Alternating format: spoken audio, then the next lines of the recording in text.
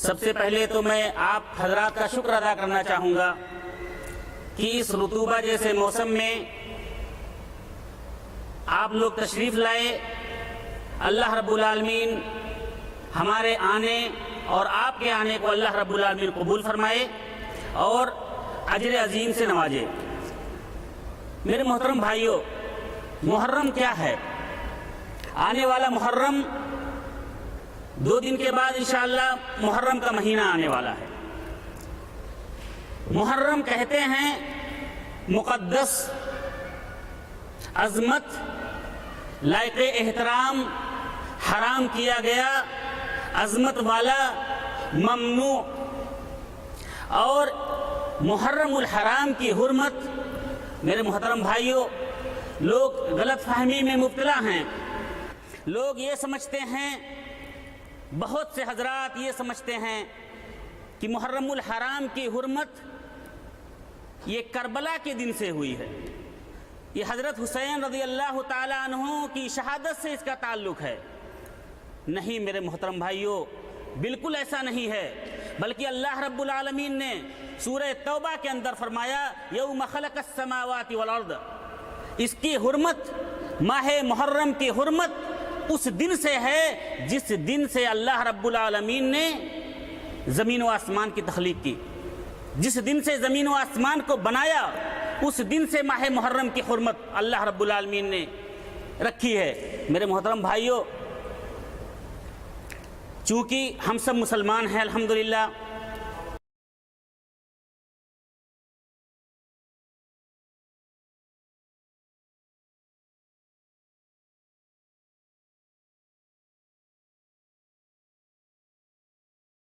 ہمیں یہ جاننا چاہیے کہ ہمارے سال کی، اسلامی سال کی تاریخ کیا ہے، اس کی ابتدا کب ہوئی۔ محترم سامعین کرام، آج کے مسلمان بہت سے لوگوں کو آپ دیکھیں گے، آپ ان سے پوچھ کے دیکھیے، عربی مہینوں کے، اسلامی مہینوں کے صرف 2-4 مہینوں کے نام ان کو معلوم ہوں گے، جو خاص عید والے، رمضان والے، حلوہ والے، بریانی والے، اور دوسرے نام نہیں معلوم ہیں۔ لیکن اگر آپ عیسائیوں والے نام پوچھ لیجئے، بچہ بتا دے گا، جنوری، فروری، مارچ، اپریل، گرداننے لگے گا۔ میرے محترم بھائیوں، یہ اسلامی سال کی ابتدا کب ہوئی؟ حافظ ابن حجر عسقلانی رحمۃ اللہ علیہ اپنی مایہ ناز کتاب فتح الباری جو صحیح بخاری کی شرح ہے، اس کے اندر ارشاد فرماتے ہیں کہ ماہ محرم کی ابتدا سن 17 ہجری میں ہوئی۔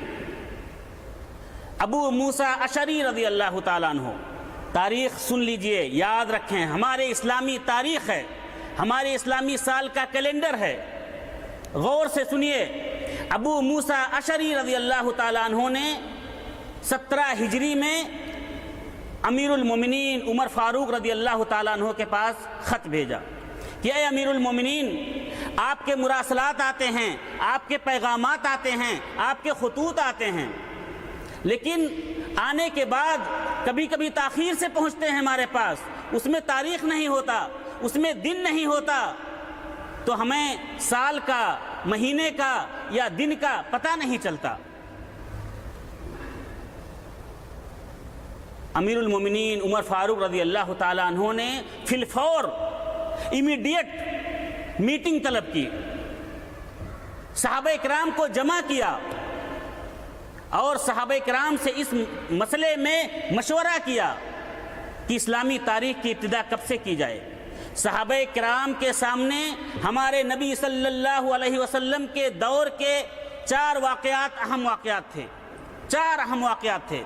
کچھ لوگوں نے کہا اسلامی تاریخ کی ابتدا اللہ کے رسول صلی اللہ علیہ وسلم کی ولادت باسعادت سے کی جائے، جس طرح سے عیسوی سال کی ابتدا عیسیٰ علیہ السلام کی ولادت سے کی گئی۔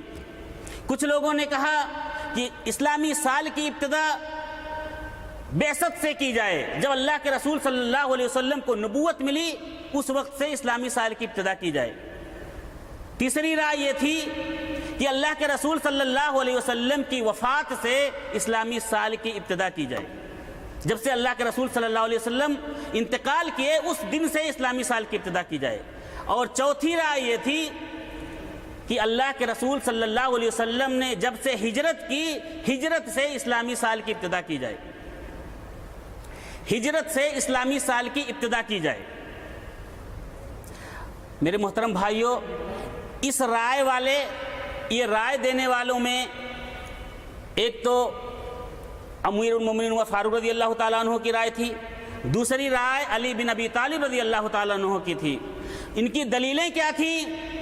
ان کی دلیلیں یہ تھی، انہوں نے جو وجوہات بیان کیے، کہا ہجرت ہی وہ ایسا وقت ہے، ہجرت ہی وہ چیز ہے جو حق اور باطل کے درمیان فرق کرنے والا، جس کے ذریعہ سے حق اور باطل الگ الگ ہوئے ہیں۔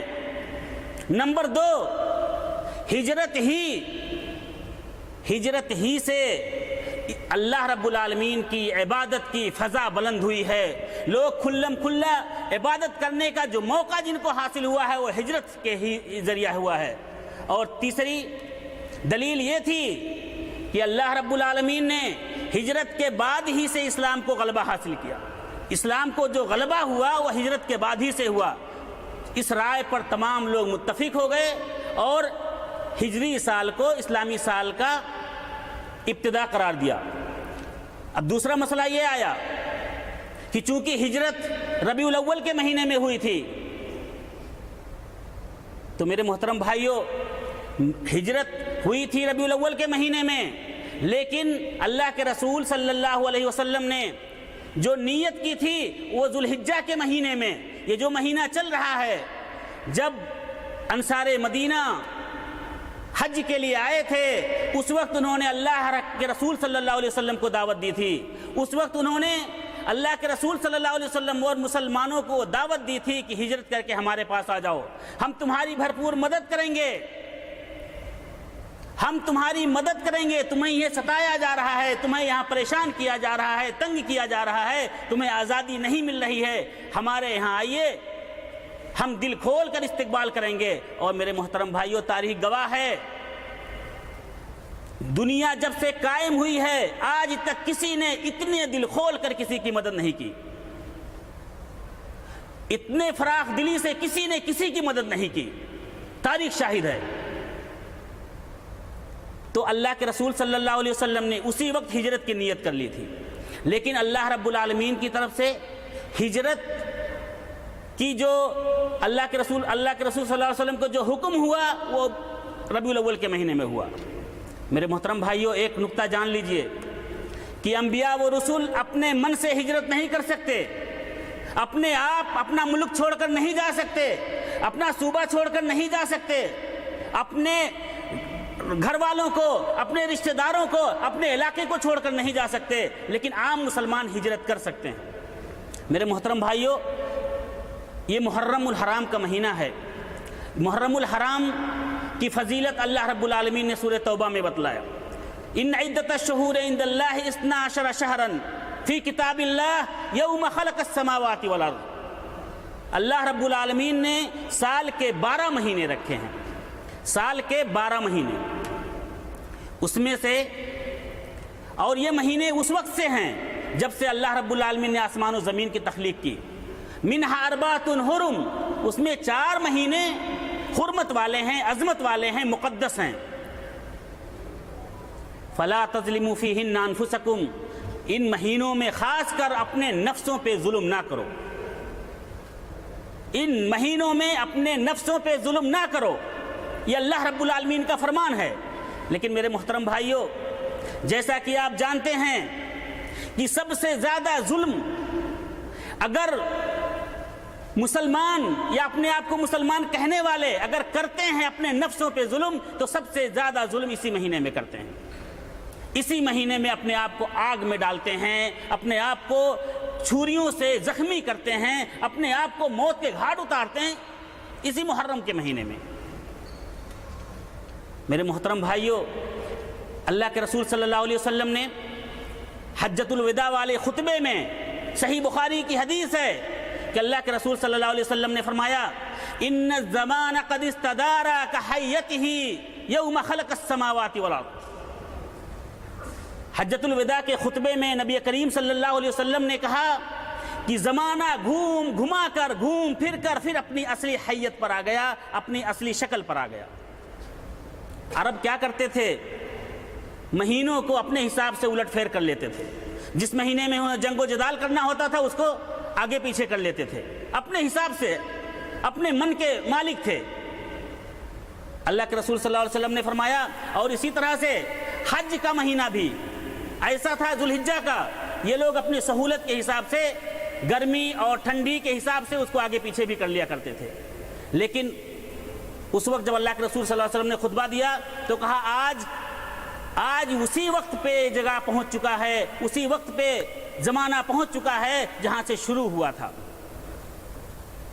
میرے محترم بھائیوں، حضرت ابو ہریرہ رضی اللہ تعالیٰ عنہ حدیث کے راوی ہیں، کہتے ہیں اللہ کے رسول صلی اللہ علیہ وسلم سے سوال کیا گیا،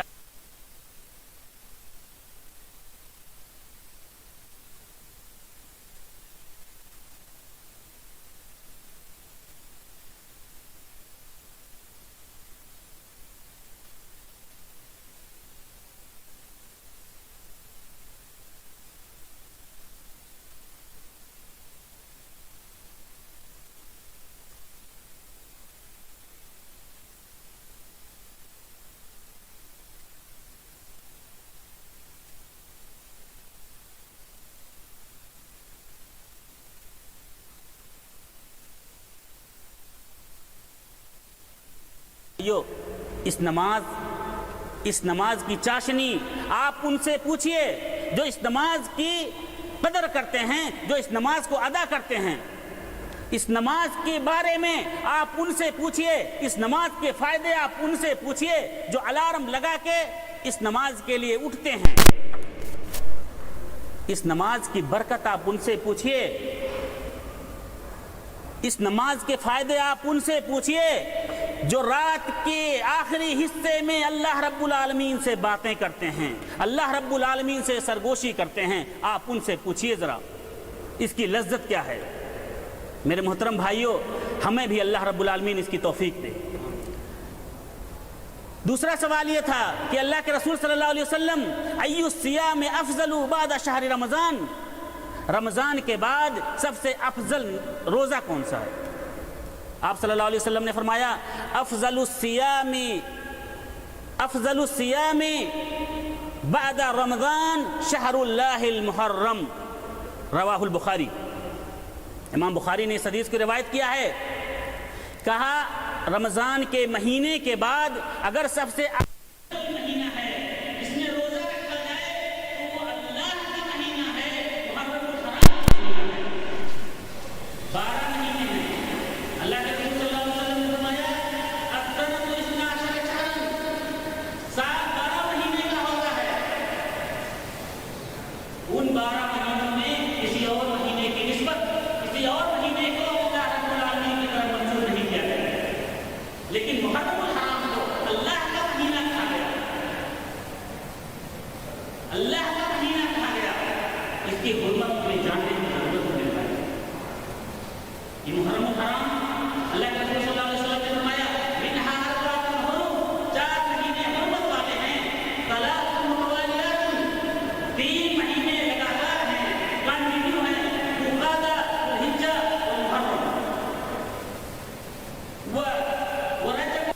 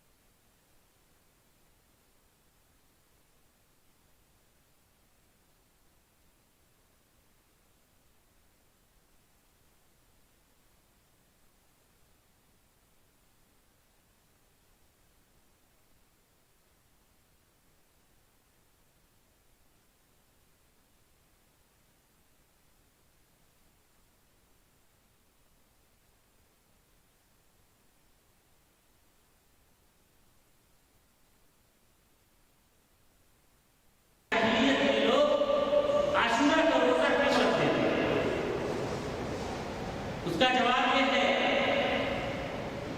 کہ عاشورہ کے روز زمانے جاہلیت میں غلاف کعبہ چینج کیا جاتا ہے، غلاف کعبہ کو بدلا جاتا ہے، جیسا کہ صحیح بخاری کی حدیث ہے، عائشہ صدیقہ رضی اللہ تعالیٰ عنہا کی راویہ ہیں، کہتی ہیں کہ زمانے جاہلیت میں قریش اسی تاریخ کو عاشورہ کے دن غلاف کعبہ کو بدلتے تھے۔ پھر ایک سوال پیدا ہوتا ہے کہ غلاف کعبہ کو آخر عاشورہ کے دن ہی کیوں بدلا جاتا؟ اس کا جواب حافظ ابن حجر عسقلانی رحمہ اللہ نے اپنی کتاب فتح الباری میں یوم عاشورہ کے تحت حضرت اکرمہ رضی اللہ تعالی عنہ کی روایت نقل کی ہے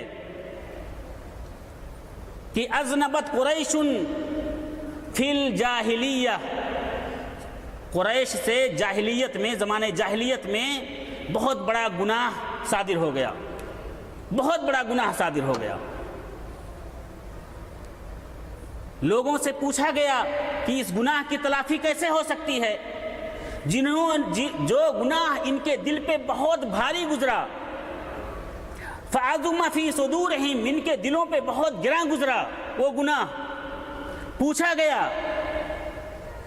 فَقِيلَ، تو ان سے کہا گیا کہ سُومُوا يَوْمَ عاشورہ، عاشورہ کے روز روزہ رکھو، فَكَفَّرَ ذَلِكَ هَذَا، تو یہ روزہ رکھنا تمہارا، عاشورہ کا روزہ رکھنا تمہارے گناہوں کا کفارہ ہو جائے گا۔ میرے محترم بھائیوں، عبداللہ ابن عباس رضی اللہ تعالیٰ عنہ حدیث کے راوی ہیں، کہتے ہیں اللہ کے رسول صلی اللہ علیہ وسلم جب مدینہ تشریف لے گئے، قدم النبی صلی اللہ علیہ وسلم المدینہ، نبی کریم صلی اللہ علیہ وسلم مدینہ تشریف لے گئے، فرأى اليہود تصوم یوم عاشورہ، آپ نے دیکھا کہ یہود عاشورہ کا روزہ رکھتے ہیں۔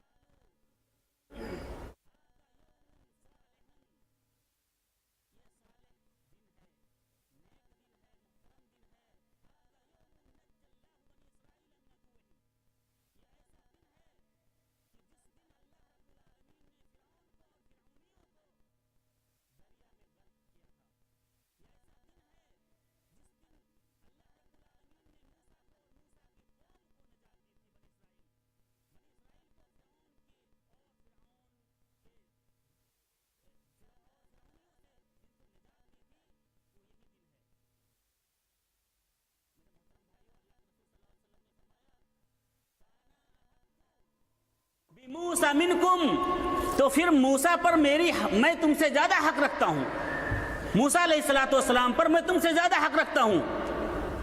فصامہ وامر بصیامہ، اللہ کے رسول صلی اللہ علیہ وسلم نے روزہ رکھا اور صحابہ کرام کو روزہ رکھنے کا حکم دیا، روزہ رکھنے کا حکم دیا اللہ کے رسول صلی اللہ علیہ وسلم نے۔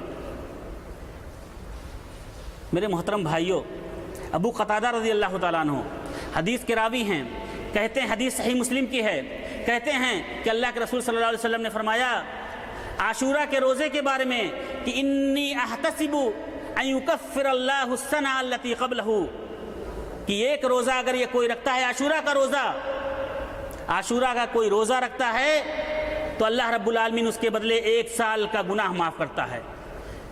محترم سامعین کرام، عبداللہ ابن عباس رضی اللہ تعالیٰ عنہ ہی حدیث کے راوی ہیں، کہتے ہیں کہ لوگ عاشورہ کا روزہ رکھتے تھے، اللہ کے رسول صلی اللہ علیہ وسلم بھی عاشورہ کا روزہ رکھتے تھے، اللہ کے رسول صلی اللہ علیہ وسلم نے عاشورہ کا روزہ رکھنے کا حکم دیا۔ صحابہ کرام نے پوچھا، اے اللہ کے رسول صلی اللہ علیہ وسلم، آپ تو کہتے ہیں یہود و نصارہ کی مخالفت کرو، یہود و نصارہ اس دن کی تعظیم کرتے ہیں، یہود و نصارہ یہ روزہ رکھتے ہیں۔ اللہ کے رسول صلی اللہ علیہ وسلم نے فرمایا، صحیح مسلم کی حدیث ہے، نبی کریم صلی اللہ علیہ وسلم نے فرمایا، فَإِذَا كَانَ الْعَامُ الْمُقْبِلِ إِنْ شَاءَ اللَّهُ صُمْنَا الْيَوْمَ التَّاسِعَ، اگر اللہ نے چاہا تو آئندہ سال ہم 9 محرم کا روزہ رکھیں گے۔ اور مسلم ہی کی دوسری روایت ہے کہ لَإِن بَقِيتُ إِلَىٰ قَابِلٍ لأصومن التاسع، اگر اللہ رب العالمین نے زندگی دی، اگر اللہ رب العالمین نے حیات دی، اگر میں زندہ رہا اس وقت تک، تو میں اس دن کا روزہ رکھوں گا 9 محرم کا۔ میرے محترم بھائیوں، افضل یہی ہے، فقہائے کرام اسی بات پر متفق ہیں کہ اگر 9ویں اور 10ویں کا روزہ رکھا جائے تو زیادہ افضل ہے، بہت زیادہ فضیلت والا ہے۔ میرے محترم بھائیوں، ایک بات میں بتلا کے اپنی بات ختم کرتا ہوں۔ کوئی ایسی چیز ہے جس کی اہمیت زیادہ ہے، جس چیز کی اہمیت زیادہ ہوتی ہے، جس چیز کو کرنے کا ثواب زیادہ ملتا ہے، اس کام کو کرنے میں عذاب بھی اتنا زیادہ ملتا ہے۔ بیت اللہ ہے، خانہ کعبہ میں ایک آدمی نماز پڑھتا ہے، لاکھوں نماز کے ثواب ملتے ہیں۔ کوئی آدمی نیک کام کرتا ہے، لاکھوں نیکیاں ملتی ہیں۔ لیکن اگر خانہ کعبہ کے اندر کوئی شخص برائی کرے، غیبت کرے، چغل خوری کرے، چوری کرے، تو اس کا عذاب کتنا ہوگا؟ اس کے ثواب ہی کی طرح سے عذاب بھی زیادہ ہی ہوگا۔ کوئی شخص ماں باپ کی فرما برداری کرتا ہے، ثواب اس کو کتنا ملتا ہے، لیکن کوئی شخص اگر ماں باپ کو ستاتا ہے، ماں باپ کو پریشان کرتا ہے، تو اس کو گناہ کتنا ملے گا۔ اسی طرح سے میرے محترم بھائیوں، ماہ محرم کی فضیلت جتنی زیادہ ہے، اتنی ہی زیادہ اس مہینے میں خرافات زیادہ ہیں۔ آپ شرم آئے گی آپ کو سن کر۔ میرے محترم بھائیوں، مجھے تکلیف ان لوگوں سے نہیں ہوتی ہے جو منافقوں کا لبادہ اوڑھ کر غلط کام کرتے ہیں، جو منافق ہیں، جو یہودیوں کی اولاد ہیں، لیکن تکلیف ان لوگوں پہ ہوتی ہے کہ جو کلمہ گو مسلمان اپنے آپ کو کہتے ہیں، جو کلمہ گو ہیں، جب وہ حضرت حسین اور یزید کی لڑائی میں امیر معاویہ رضی اللہ تعالیٰ عنہ کو گالیاں دیتے ہیں، یزید اور حسین رضی اللہ تعالیٰ عنہ کی لڑائی میں مغیرہ رضی اللہ تعالیٰ عنہ کو گالیاں دیتے ہیں۔ میرے محترم بھائیوں، یہ ایسا وقت ہے جس مہینے میں سب سے زیادہ جو صحابہ کرام پہ گالیاں دی جاتی ہیں، صحابہ کرام کو برا بھلا کہا جاتا ہے، وہ یہی مہینہ ہے۔ اور منافقوں کی زد میں ہمارے کلمہ گو مسلمان شامل ہیں، بہت سے لوگ اس میں آ جاتے ہیں۔ کوئی کھچڑا بناتا ہے، کوئی بریانی بناتا ہے، اللہ کے رسول صلی اللہ علیہ وسلم نے فرمایا روزہ رکھو، کوئی سبیلیں لگواتا ہے، روزہ توڑواتا ہے، حلوے کھلاتا ہے۔ شریعت کی مخالفت، کھلے عام شریعت کی مخالفت ہوتی ہے۔ میرے محترم بھائیوں، یہ ایسا مہینہ ہے کہ جس سے ہمیں فائدہ اٹھانا چاہیے، جس کی برکتوں سے ہمیں مستفید ہونا چاہیے۔ یہ ایسا مہینہ ہے جس مہینے میں ہمیں اپنے اعمال کی حفاظت کرنی چاہیے، ہمیں اپنے اعمال کو بچانا چاہیے، نہ کہ ہمیں اپنے اعمال کو برباد کرنا چاہیے۔ میرے محترم بھائیوں، آخر میں دعا ہے کہ اللہ العالمین ہم تمام لوگوں کو نیک عمل کرنے کی توفیق عطا فرمائے۔ اللہ العالمین ہمارے عقیدے کی اصلاح فرمائے۔ اللہ العالمین ہمیں جب تک زندہ رکھے اسلام پر، اور